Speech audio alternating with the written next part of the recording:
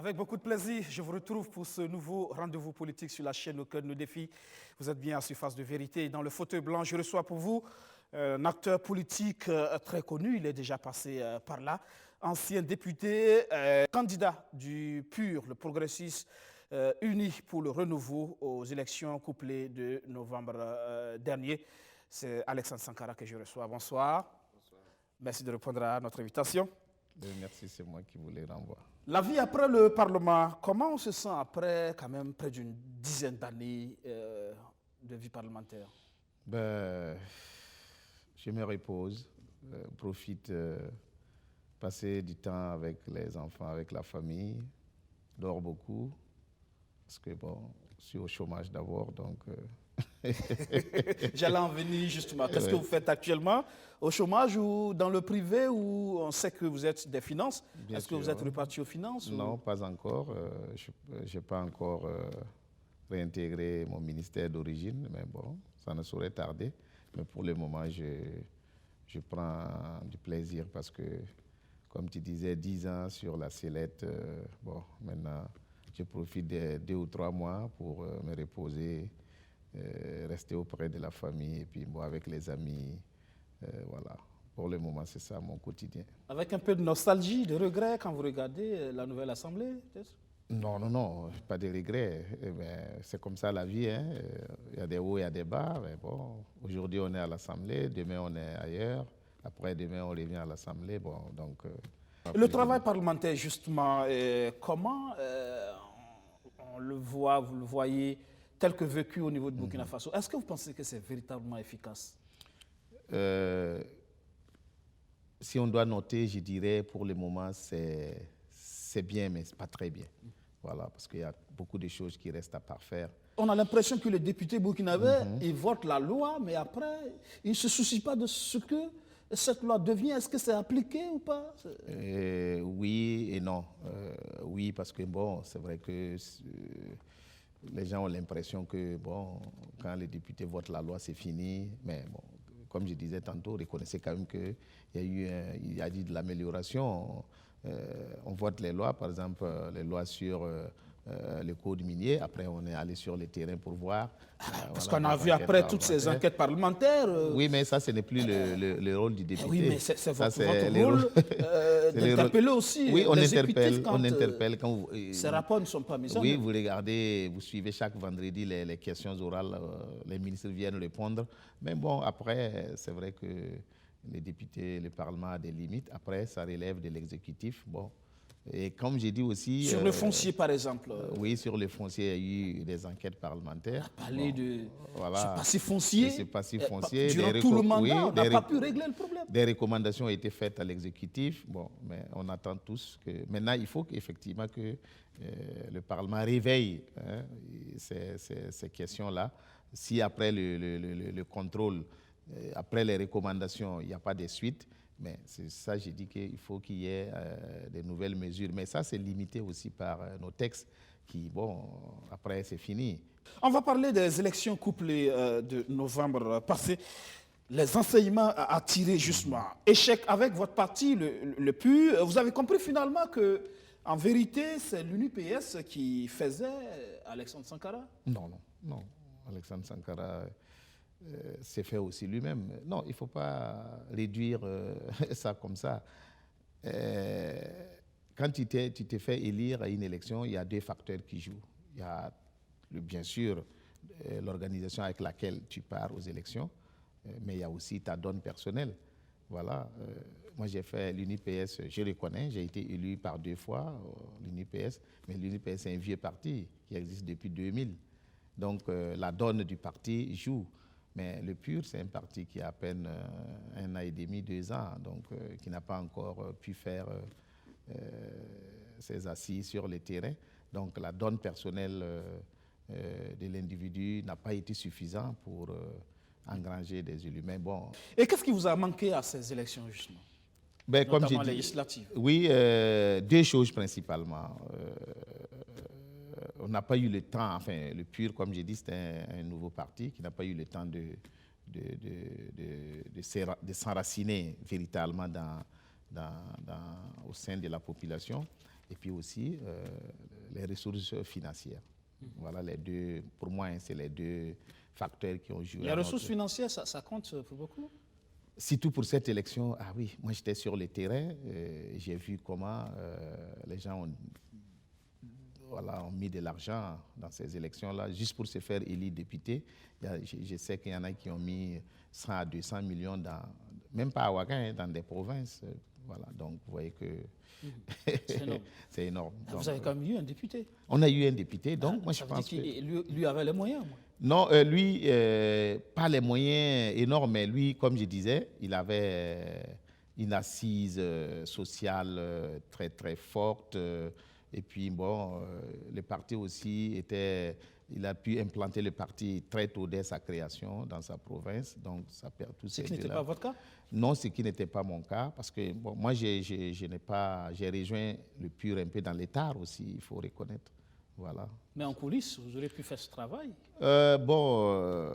Si vous le faites en coulisses, ce n'est pas aussi efficace que si vous le faites ouvertement. Tout à fait. Voilà. Donc, ça veut dire effectivement que M. Sankara et l'UNPS avaient raison de dire que vous devez rendre le mandat à l'époque, puisque en vérité, vous étiez déjà parti. Non, je n'étais pas parti. Sans avoir rendu le mandat. Non, ce débat, il est vieux comme le monde, mais vous savez, comme je disais, autant le mandat appartient au parti, autant le mandat appartient aussi à celui qui a été élu. Vous voyez, donc, et puis, nous étions dans une espèce de combat politique. Vous voyez, c'est facile de remettre un mandat, hein, puisque finalement, ce n'est pas ça le problème. Mais si vous remettez le mandat, vous acceptez donc que vous perdez le combat politique. Donc, il y a toutes ces choses derrière que les gens ne voient pas. On voit seulement, oui, il ne veut pas remettre le mandat. Mais pourquoi il faut remettre le mandat? C'est ça, cette question à laquelle il faut répondre. Et comment il faut remettre le mandat, etc., etc. Puisque, par exemple, si il n'y a pas de bagarre entre nous, mais je remets mon mandat sans problème. Parce que, bon, voilà, M. Sankara remettait son mandat sans problème, d'autres députés ont remis des mandats, etc.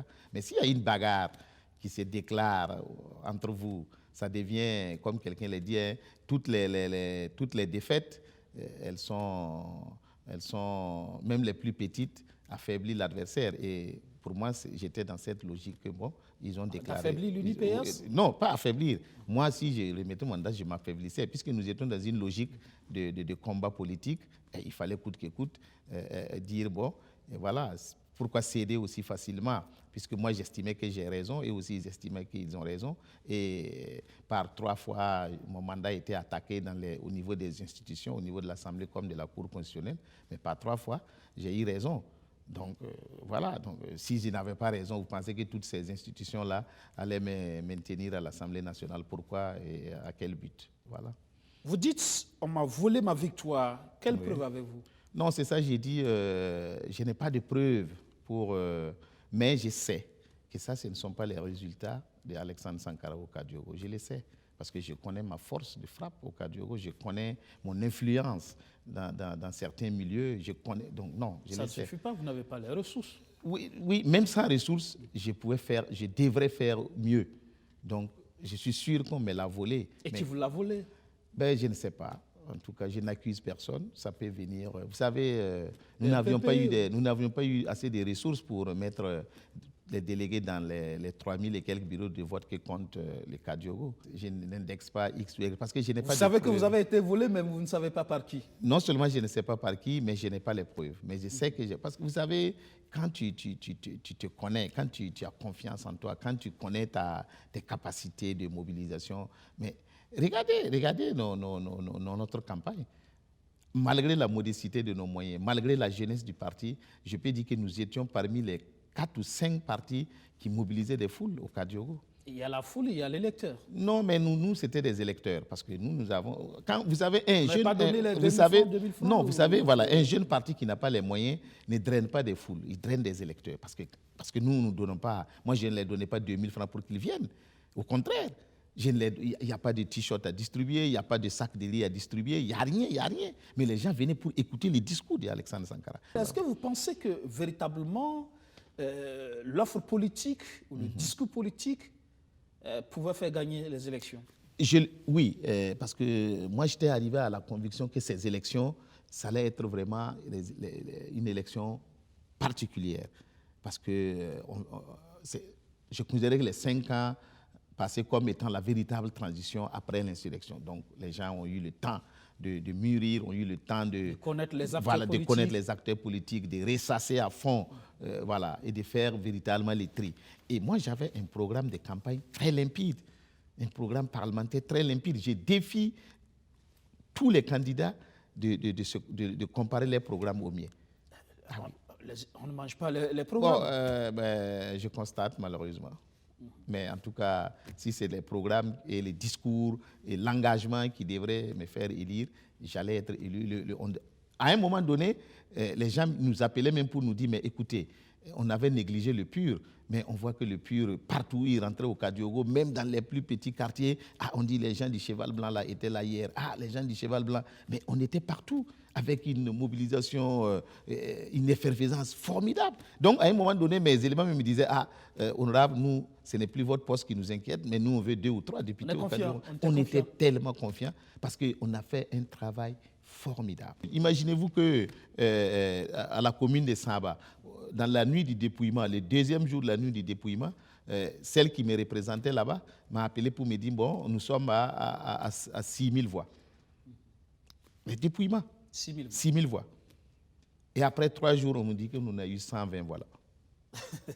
Elle est là. C'est bizarre. Voilà. Soit c'est elle qui a menti. Ou non, elle n'a pas menti, puisque elle était dans la salle, dans le centre de compilation où on donne les résultats par des bureaux de vote viennent, chacun note ses résultats. Quand même. Et oui, vous n'avez pas 6 000. contesté? Non, mais 6 000.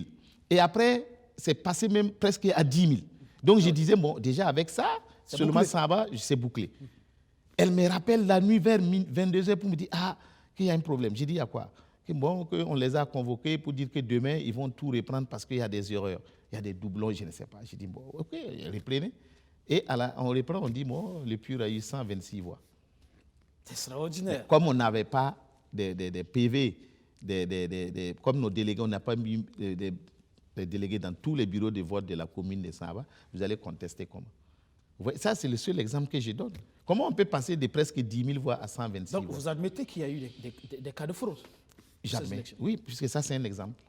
Oui. Maintenant, comment ça a été procédé? Je n'ai aucune preuve, donc je n'ai pas déposé de recours parce qu'on a vu les recours chaque fois, on tranche toujours pour dire que non, ce n'est pas de nature à remettre en cause les élections. Tous les recours, bon, ce n'est pas au Burkina seulement, mais partout en Afrique.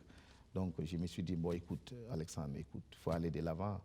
Il y a 5 ans qui arrivent encore, prépare-toi mieux, arme-toi de patience et de courage. Mais en même temps, ça veut dire qu'il y a un véritable travail à faire sur l'organisation des élections. L'organisation des élections, il y a un véritable travail pour la transparence. Parce qu'on a comme l'impression que les acteurs politiques négligent toujours cet état de fait et après on se retrouve devant le fait. Bon, c'est pas que les acteurs politiques négligent, les acteurs politiques sont impuissants. Parce que pour maîtriser ce processus-là, il faut non seulement avoir des moyens et avoir surtout des ressources humaines de qualité. Parce que, vous savez, ce n'est plus comme il y a 20-30 ans où c'était les bourrages des urnes.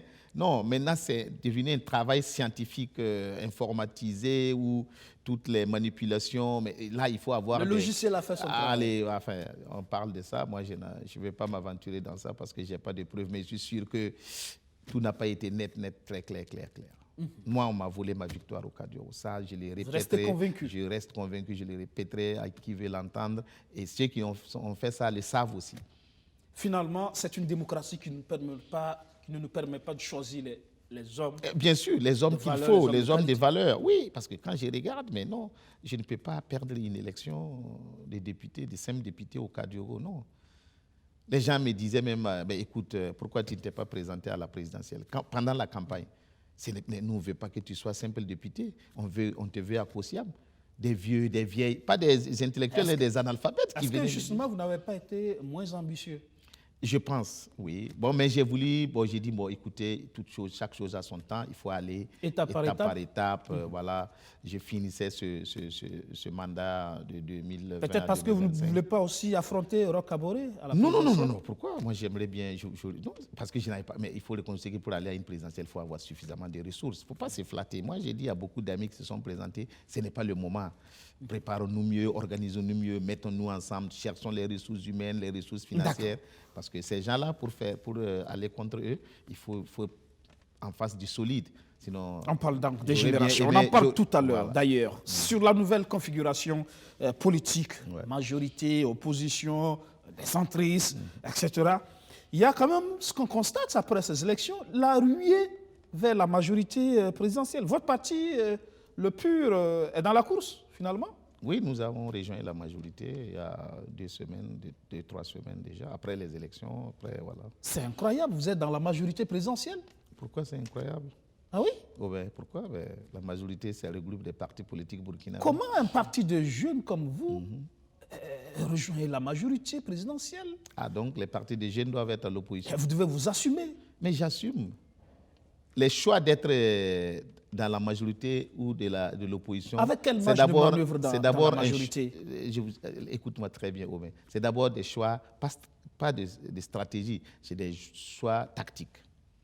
Tactique, c'est-à-dire? Ça veut dire que c'est conjoncturel. Vous choisissez, aujourd'hui, tu peux être à l'opposition, demain, tu trouves à la majorité. En même temps, vous arrivez, vous vous faites écraser. Non, ça fait bien. Non. Vous êtes au milieu d'éléphants. Oui, mais justement, c'est pour nous comptons terrasser. Qui vont vous empêcher de grandir. Non, nous comptons terrasser ces éléphants-là, justement. De l'intérieur? Parce que, en fait, ce qui se passe actuellement, c'est la recomposition de la classe politique qui est en train de se dessiner avec ce que vous dites là. La ruée vers la majorité, bon, même si on ne constate pas la même ruée vers l'opposition, mais ça a des raisons. Il y a l'ADF-RDA, effectivement, officiellement, qui reste déclaré, effectivement dans l'opposition et qui est prêt à l'assumer. Oui. Est-ce qu'en vérité, on a vraiment besoin de vous à la majorité? Pourquoi ne pas faire vos armes dans l'opposition? Mais est-ce qu'on a besoin de nous dans l'opposition? Bien sûr, logiquement, vous devez pouvoir rester dans l'opposition pour jouer le contre-pouvoir. Mais vous êtes allé aux élections, oui. vous avez échoué. Non, on n'a pas échoué. Vous restez dans l'opposition et vous assumez. Non. Pourquoi vous dites qu'on a échoué? Parce que vous ne considérez pas ça comme un échec? 126 partis qui ont compéti pour les postes de 127 députés. 15 partis sont représentés à l'Assemblée nationale, dont le PUR, qui a à peine 2 ans d'existence. On ne peut pas considérer cela comme un échec. Il y a des partis qui sont plus vieux que le PUR, et qui ont beaucoup plus de ressources que le PUR, qui s'en sortent avec 0 député. Le verre à moitié plein ou le verre à moitié vide, ça dépend de là où on se trouve. Mais stratégiquement, quelle visibilité allez-vous avoir dans la majorité? Vous allez voir notre visibilité bientôt. Nous avons notre congrès que nous préparons. Être à la majorité, ça ne signifie pas perdre son âme. Ça ne signifie pas se diluer dans un océan de... Non. Parce que vous aurez pu rester dans l'opposition. Oui. On allait dire... Là-bas aussi, on allait dire, là, on allait voir cette opposition qui incarnerait le changement générationnel. À la majorité aussi, on commencer par Eddy Komboïgo. Oui, c'est vrai qu'il est aussi jeune. Voilà. Mais à la majorité aussi, le changement générationnel peut se faire là-bas. Mais pourquoi vous pensez auprès des plus vieux? Mais ils vont partir bientôt. Hein. C'est l'ère dernière. Et vous l'avez même dit, c'est difficile de les... Oui, c'est difficile, dégager, mais je crois qu'ils sont à... Regardez déjà ce qu'ils ont fait, les différents partis, même les MPP, l'Assemblée nationale, sur les 56 députés, je crois qu'il n'y a pas plus de 2 ou 3 qui ont plus de 50 ans. Les restes, ce sont des jeunes, 30, 40, 45 maximum. Donc il y a déjà le renouvellement générationnel aussi doit surtout se faire au sein de la majorité. Pour moi, la majorité ou l'opposition, c'est pas ça qui est important. Alors, le temps va très vite. Chez nos confrères de Actuel Média récemment, vous avez dit « Mon cœur est dans l'opposition et ma raison dans la majorité ». Ça veut dire quoi? Non, ça veut dire que moi qui ai passé autant de temps dans l'opposition, parce que moi, je suis né dans l'opposition, j'ai grandi dans l'opposition, depuis le bloc socialiste burkinabé où j'étais simple militant de base quand j'étais déjà au lycée. en passant par les FFS, et l'UNIR, PS, et le PUR récemment, j'ai tout fait à l'opposition. Donc, mon cœur est là-bas, parce que c'est là-bas que j'ai tout fait, c'est là-bas que j'ai tout appris. Et comme tu disais tantôt, il y a une opposition à construire, certainement. Mais ma raison, comme je dis aussi, est à la majorité, parce qu'il ne faut pas se... moi, j'ai 50, j'aurai bientôt 54 ans. Donc, j'ai l'âge de la raison, l'âge de la maturité. Il ne faut pas faire des choix en fonction des choix épidermiques, comme nous le disons. Il faut faire des choix raisonnés. La raison est dans la majorité. Voilà. Vous serez mieux, plus épanoui à la majorité que dans l'opposition, vous voulez dire? Certainement pas épanoui personnellement, mais le parti, oui. Parce que là, on se dit, aux côtés donc de gros morceaux comme le NTD, l'UPC, finalement, est-ce que vous allez avoir votre part du gâteau? Mais nous aussi, on veut devenir... Non, justement, c'est parce que les gens pensent qu'en partant de la majorité, c'est pour la soupe. Nous, on n'a rien demandé, on ne nous a rien donné. Non. Mais vous espérez quelque chose? Non, rien. Pourquoi avec un député, qu'est-ce que tu vas espérer? Non. Donc, si c'était pour... pas peut-être dans le cadre d'un gouvernement d'ouverture, puisqu'il y a une réconciliation qui est engagée. Mais ça, même en restant à l'opposition, s'il y a un gouvernement d'ouverture dans la réconciliation, c'est plutôt les gens de l'opposition qui seront mieux privilégiés. D'accord. Okay. Alors, le nouvel exécutif et les défis du moment, on en parle. Maître Sankara au gouvernement, après Nestor Bassier, vos anciens camarades, et Ousmane Koutou. Alors, finalement, c'est vous le grand perdant. Est-ce que vous n'avez pas fait preuve d'impatience? Non, impatience pas. Parce que moi, je n'ai jamais voulu être ministre. D'abord? Non. Alors, oui, dit que c'est parce que vous avez voulu être ministre. C'est pas du tout. À l'époque, Maître Sankara a préféré d'autres personnes. Non. Votre bagarre est venue de là? Non. Personne, aucun militant sincère de l'UNIPS ne peut soutenir un tel argumentaire. Notre bagarre n'a rien à voir avec des questions ministérielles. Maître le sait, Bassière le sait, Somna Koutou le sait. Tous les militants le savent. Je n'ai jamais cherché à être ministre quand j'étais à l'UNIPS. Je n'ai jamais dit que je vais être ministre. Au contraire. Donc, ça n'a rien à voir. Notre bagarre, c'est bien autre chose qui n'a rien à voir avec... les gens ont fait des amalgames. Oui, Alexandre Sankara a fait bagarre parce qu'on ne l'a pas positionné ministre. Alexandre Sankara a quitté parce que l'UNIR a rejoint la majorité. Non, les deux raisons, aucune d'elles n'était fondée. Non. Alors, Zéphirin Diabré, figure donc de l'opposition politique, en bonne place au gouvernement, en charge de la réconciliation nationale et de la cohésion sociale, ministre d'État, ça vous surprend?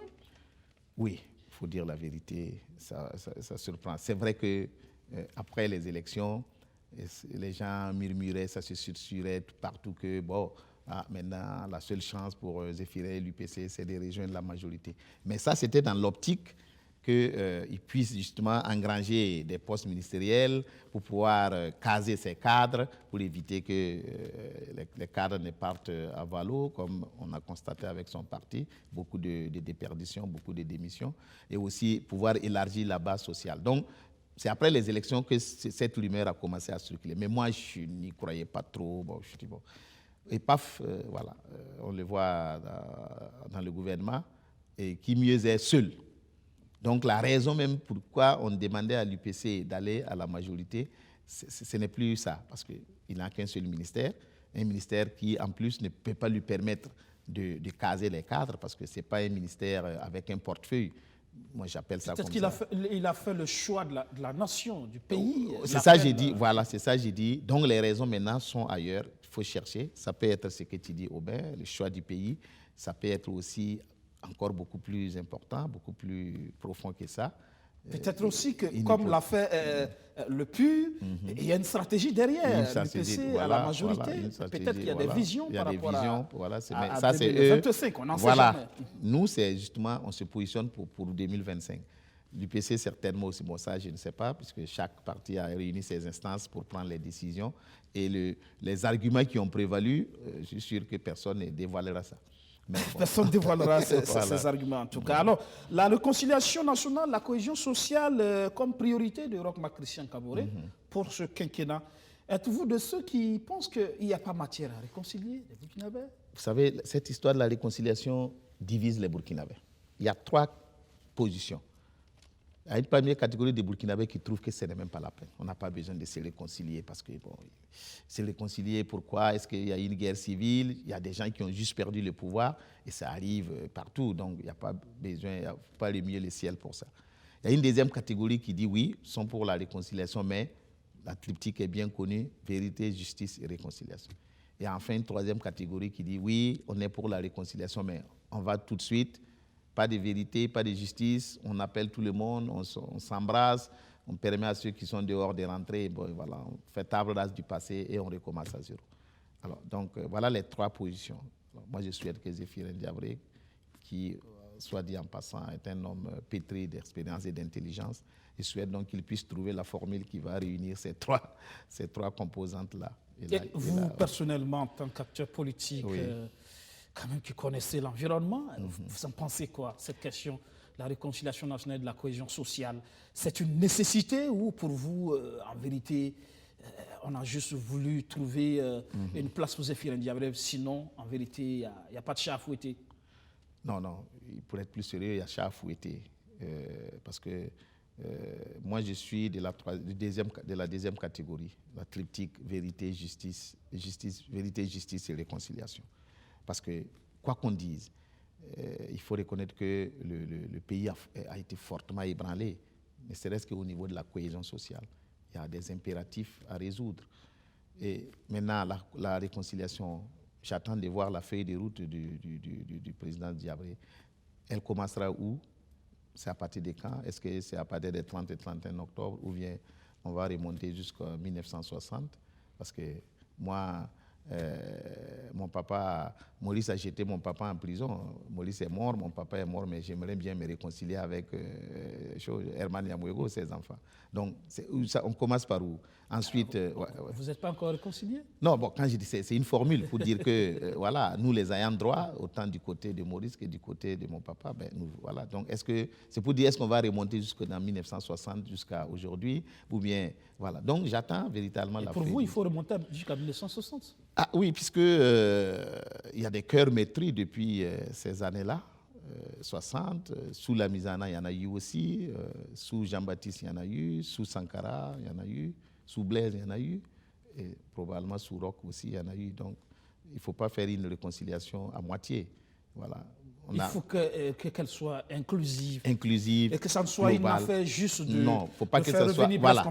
Faut pas que ça soit une affaire juste de ceux de la troisième catégorie qui pensent que bon, il faut qu'on permette aux gens de revenir. Bon, on va s'embrasser et puis bon, il y aura des effusions de joie et puis bon, voilà, tout est fini. Non, si ça s'arrête à là, il y a deux catégories du Burkinabé qui ne seront pas satisfaits de cette réconciliation. Et ils sont les plus nombreux. Qu'est-ce qu'on fait? 2025, pour la présidentielle, vous serez candidat? Inch'Allah. Ouais, s'il plaît à Dieu. Comme j'ai dit, moi, dans ma stratégie, j'attendais 2025 parce que là, tous les dinosaures, comme tu les appelles, en souhaitant bien sûr qu'ils partent à la retraite d'une manière ou d'une autre, et laissez-nous la nouvelle génération, enfin, la génération qui suit, parce que nous aussi, on n'est pas très nouvelle, hein. Voilà, la génération. Moins vieux en tout cas. Voilà, la génération. Parce que si nous ratons 2025, hein, nous ne pourrons plus gérer le pays parce que ce sont nos petits frères et ils viennent à force, ils vont nous bousculer. Voilà. Et ça se prépare pour vous dans la majorité présidentielle? Ben, en tout cas. Vous avez votre stratégie en tout cas. C'est ce que nous avons choisi de faire. On attendra de voir. Une stratégie payante. Elle va être payante. Merci, Alassane Sankara. C'est moi qui te remercie, dans le fauteuil blanc ce soir. Cher ami. Mesdames, Messieurs, ça sera tout pour ce numéro de Sofa de Vérité. Merci de l'avoir suivi. Excellent sur le programme sur BF1. Bonsoir.